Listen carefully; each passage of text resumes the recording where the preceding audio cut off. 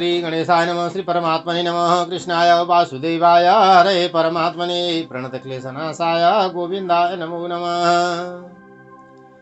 अब हामीले हिजोको कथामा यानी यस पुरुषोत्तम मासा महात्म्यको 25औं अध्यायमा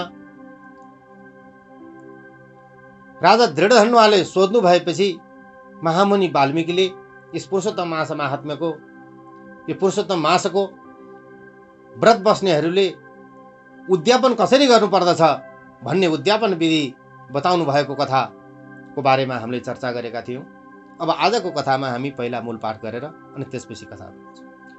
ओम वाल्मीकिरुवाच अशेष पापनाशार्थं गरुडध्वज तुष्टे गृहीत नियमात्यागस्योच्यते विधिपूर्वकः नक्तभोजि नरो राजन् ब्राह्मणान् भोजयेदथः याजिते व्रते चैव स्वर्णदानं समाचरेत् अमावास्या सनो यस्तु प्रदद्याद् गां सदक्षिणां धात्री स्नानो नरो यस्तु दधिवा क्षीरमेव च फलानां नियमे राजन् फलदानं समाचरेत् तैलस्थाने घृतं तेयं घृतस्नाने पयसदा धान्यानां नियमे राजन् गोधूमान् सालितण्डुलान् भूमौ च शयने राजन् सतुलिं सपरिजनां सुखदां चात् मनोन्यस्य यन्तर्यामि प्रियो जनः पत्रभोजि नरो यस्तु भोजनं घृतशर्करां मौने घण्टां तिलाश्चैव सहिरण्यान् प्रदापयत् दम्पत्युर्भोजनं चैव सस्नेहं च सुभोजनं नखः केशधरो राजन्नादस् दर्शं दापयत् बुधः उपानौ प्रदातव्ये उपानः विवर्जनात्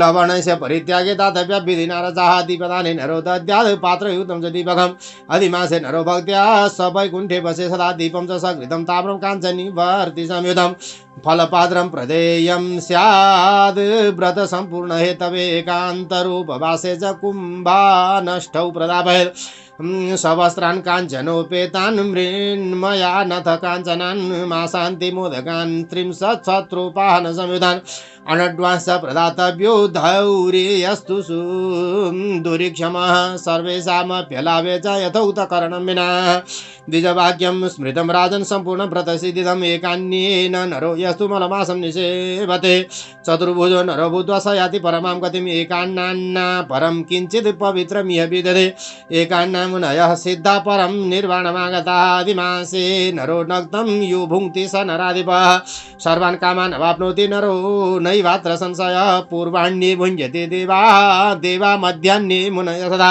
अपराह्णे पितृगणाः स्वात्मार्थस्तु चतुर्थकः सर्ववेलामतिक्रम्य यस्तु भुङ्क्ते नराधिपः ब्रह्महत्यादि पापानि नाशं यान्ति नरा न जनाधिप नक्तभोजि महिपाल सर्वपुण्यदिगो भवेत् दिने दिने स्वमेधस्य फलं प्राप्नोति मानवः तस्मिन् विवर्जयन् मासमधिमासे हरिप्रिये सर्वस्मान्मुच्यते पापाद् विष्णुलोकं स गच्छति तिलयन्त्राणि पापात्मा कुरुते ब्राह्मणोऽपि सन् तिलानां संख्यया राजन् सवै तिष्ठति रौरवे चाण्डालयोनिमाप्नोति कुष्ठरोगेन पीड्यते शुक्ले कृष्णे नरो भक्त्यैकादशीं समुपोषयेत् आरुह्य गरुडं याति नरो भूत्वा चतुर्भुजः सदैवै पूज्यमानोऽपि अप्सरो गणसेवितः दशमीं द्वादशीं चैव एकभुक्तं चकारयेत् प्रीतये देवदेवस्य नरः स्वर्गमवाप्नुयात् भक्त्या च सर्वदा राजन् दर्भकूर्चं न वर्जयेत् दर्भेण मार्जयेत् यस्तु पुरुषं मूत्रमेव च श्लेष्माणं रुधिरं वापि विष्ठायं जायते कृमिः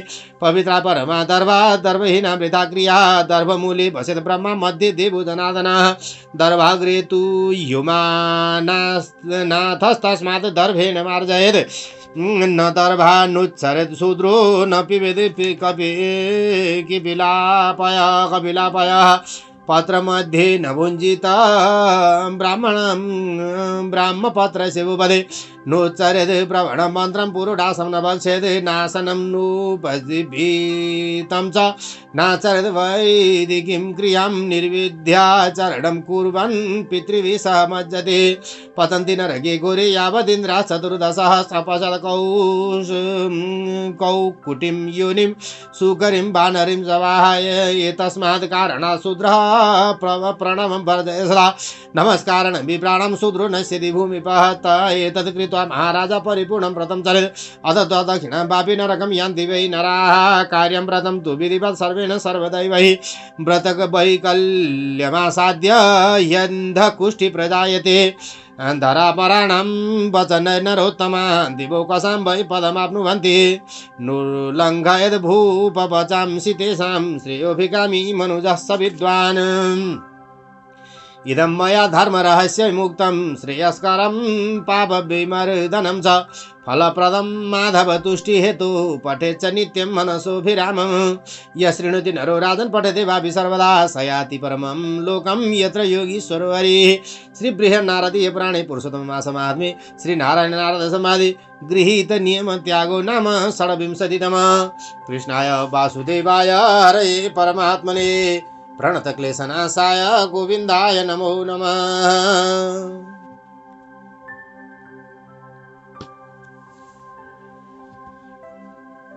अब राजा दृढधन्वा फेरि महामुनि वाल्मीकिसँग भन्नुहुन्छ कि हे ब्राह्मण,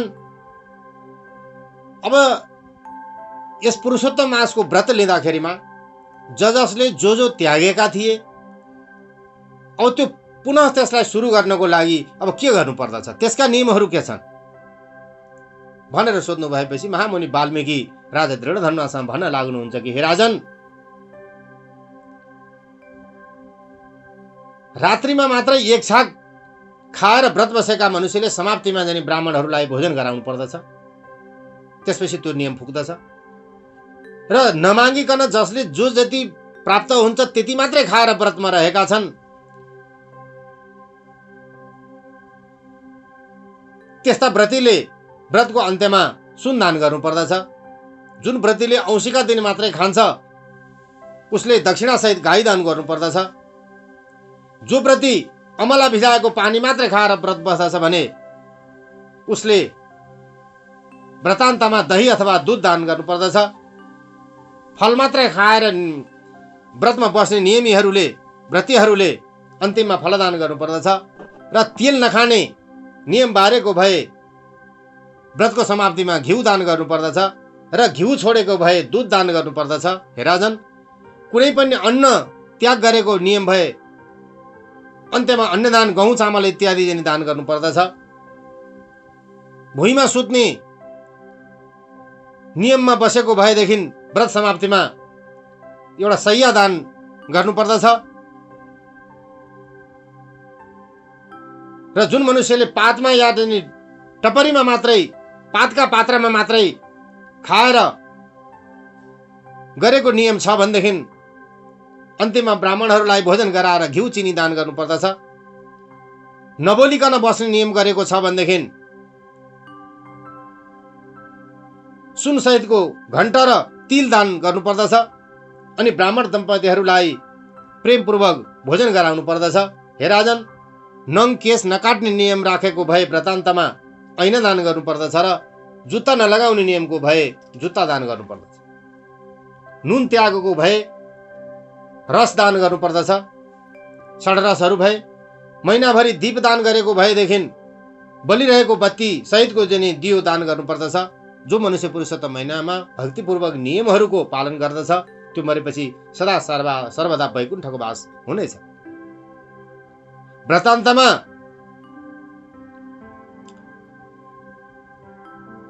घिउ भरेको तामाको दियोमा जाने सुन सहितको बल्दो बत्ती दान गर्नु पर्दछ। सम्पूर्ण व्रत पूर्तिका निमित्त त्यो सुन एक पला भने पनि दिनु पर्दछ। एकान्तमा एक्लै बस्ने नियम गरेको भएदेखि जलले भरिएको 8वटा घडा दान गर्नु पर्दछ। त्यो घडा सकिन्छ भने सुनको, चाँदीको, तामाको या अथवा जनी माटाको आफ्नो शक्ति अनुसारले गर्नु पर्दछ। अनि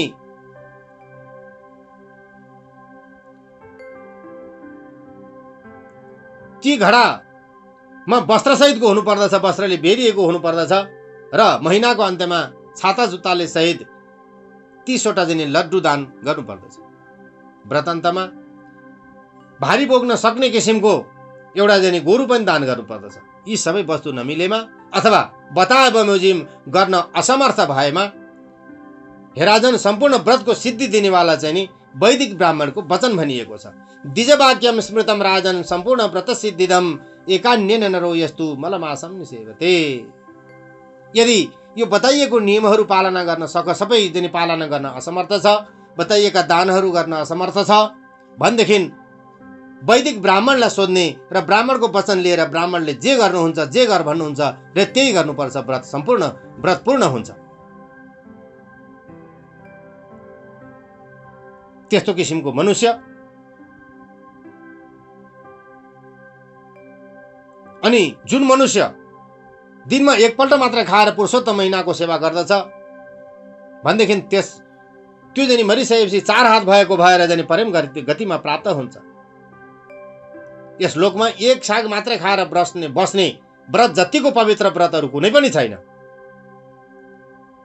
एकै साग मात्र खानाले मुनिहरू मननशील हुन सके, मननशील भए र अन्तमा जनी सर्वश्रेष्ठ मोक्ष पद प्राप्त गरे।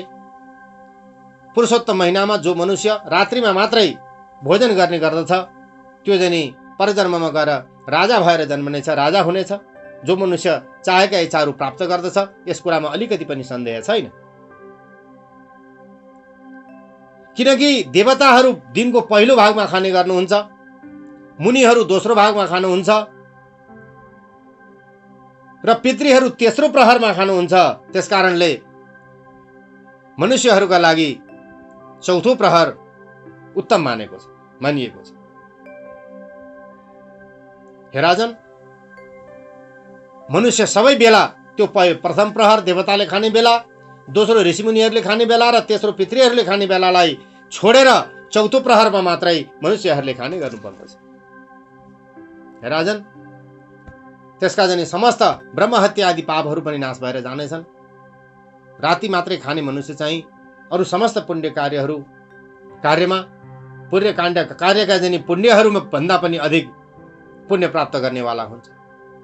राति मात्रै खाने गरेको मनुष्यले अरूहरूले दिनमा प्रत्येक दिनमा गर्ने गरेको अश्वमेध यज्ञको फल प्राप्त गर्दछ। व्रतीले भगवानको प्यारो यो पुरुषोत्तम महिनामा मांसको दाललाई जनी त्याग्नु पर्दछ।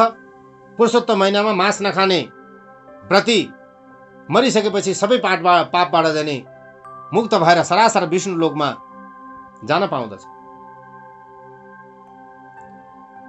जो मनुष्यले यस पुरुषोत्तम महिनामा तिल लाएर जनी पेल्दछ, तेल निकाल्दछ भने त्यो जतिवटा तिलको दाना उसले पेलेको छ त्यति नै वर्षसम्म, त्यति नै 1000 वर्षसम्म त्यो रौरव नाम गरिएका आदि गरिएका जनी नरकहरूमा बस्नु पर्दछ र अन्तिममा चाण्डाल योनिमा प्राप्त हुन्छ र जन्मिन्छ। जन्मिँदाखेरि पनि कुष्ठ आदि गएका जनी रोगहरूले पीडित भएर जन्मिन्छ।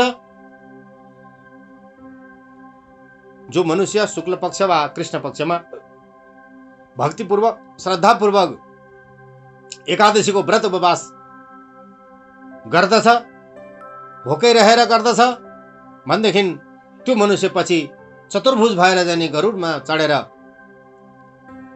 वैकुण्ठ लोकमा जान पाउँदछ र त्यहाँ देवताहरूद्वारा पनि ऊ पूजिन्छ, अप्सराहरूद्वारा जाने सेवा गरिन्छ। त्यस्तो हुन चाहनाले एकादशीको व्रत गर्दा दशमी र द्वादशीको दिन पनि एक साग मात्रै खानु पर्दछ। जो मनुष्यहरू देवताका पनि देवता भगवान विष्णुको प्रीतिका लागि एकादशीको व्रत गर्ने गर्दछ भने त्यो सरासर वैकुण्ठ लोक जान पाउँदछ, स्वर्ग जान पाउँदछ। हे राजन, व्रतीले सधैँभरि भक्तिपूर्वक कुशलाई जनी साथमा लिइराख्नु पर्दछ, किनभने कुश बिनाको कुनै कार्य सफल हुँदैन। जो मनुष्य कुशले विभिन्न किसिमको फोहोर पदार्थ मलमूत्रादि जनी बढार्दछ भनेदेखि त्यस्तो किसिमको मनुष्य मरिसकेपछि सिधै विष्टाको किरा भएर जन्मिन्छ। किनभने कुशको जनी दर्भाग्रेतु दर्भमूले बसेत ब्रह्मा दर्भ मध्ये देवो जनार्दन दर्भाग्रेतु युमानाथ तस्मात् दर्भेण मार्जयेत् न दर्भा नोच्छरेत् शूद्रो न पिबेत् किपिला पयः। किनभनेदेखि कुशको फेदमा ब्रह्माजी, बीचमा मध्यभागमा भगवान विष्णु र टुप्पामा आशुतोष भगवान शिवजीले वास गर्नुहुन्छ। त्यसकारणले कुश सधैँ पवित्र रहन्छ। सर्वहारी जो सर्वभक्षी हुन्छ त्यसले जनी कुशलाई उखाल्नु हुँदैन। र कहिले गाईको दुध पनि पिउनु हुँदैन। हे राजन, यो सर्वाहारीले पलासको पातमा खानु हुँदैन, ओंकारको उच्चारण गर्नु हुँदैन, यज्ञबाट बचेको अन्न खानु हुँदैन र त्यस्तो किसिमको सर्वभक्षी सर्वाहारीले कुशको आसनमा बस्नु पनि हुँदैन, जनै लगाउनु हुँदैन, वेदका मन्त्रद्वारा पढेर गरिने कर्म गर्नु हुँदैन। यदि उसले नमानिकन यी सबै कुराहरू गर्छ भनेदेखि त्यो आफ्ना पुर्खाहरूका साथै नरकमा डुब्दछ। जबसम्म 14 इन्द्र फेरिँदैनन् तबसम्म ऊ आफ्ना पितृहरूका साथ घोर नरकमा नै बसिरहनु पर्दछ। त्यसपछि पनि क्रमैले ऊ कुखुरा, बाँदर इत्यादि जनि योनिमा जनि जन्म लिनु पर्दछ। हे महाराज, यो सबै कुरा विचारपूर्वक गरेर मात्रै व्रत परिपूर्ण भयो भन्ने ठान्नु पर्दछ, अथवा ब्राह्मणलाई दक्षिणा दिएन भने पनि व्रत पूरा हुँदैन, नरकमा जानु पर्दछ। पुरुषोत्तमको व्रत गर्ने सबैले सधैँ विधिपूर्वक गर्नुपर्दछ। व्रतमा यताउति विघ्न भयो भने त्यो व्रतीलाई त्यसले राम्रो गर्दैन। हे राजन, पृथ्वीका देवता भनेको वैदिक ब्राह्मणहरू, वैष्णव ब्राह्मणहरू हुन् र ब्राह्मणहरूको आशीर्वादले नै सबै कुराहरू प्राप्त गर्न सकिन्छ। हे राजन, त्यसकारण आफ्नो कल्याण चाहनेवाला मनुष्यले यस कलियुगमा ब्राह्मणका वचन कहिले पनि नाग्नु हुँदैन, उल्लङ्घन गर्नु हुँदैन।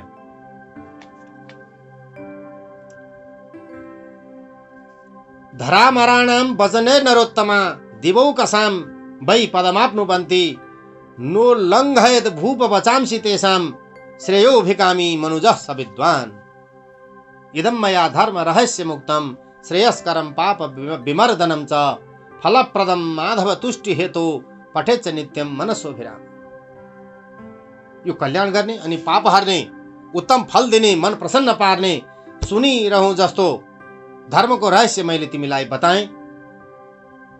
माधव भगवानलाई प्रसन्न पार्नका निमित्त यसलाई सधैँ पाठ गर्ने गर्नु। हे राजन, जो मनुष्य सधैँभरि दिनहुँ नै यसलाई सुन्दछ अथवा जनि पढ्दछ भने त्यो मनुष्य योगीश्वर हरि भगवान जहाँ रहनुहुन्छ त्यस्तो उत्तम लोक परमधाम प्राप्त गर्न सक्दछ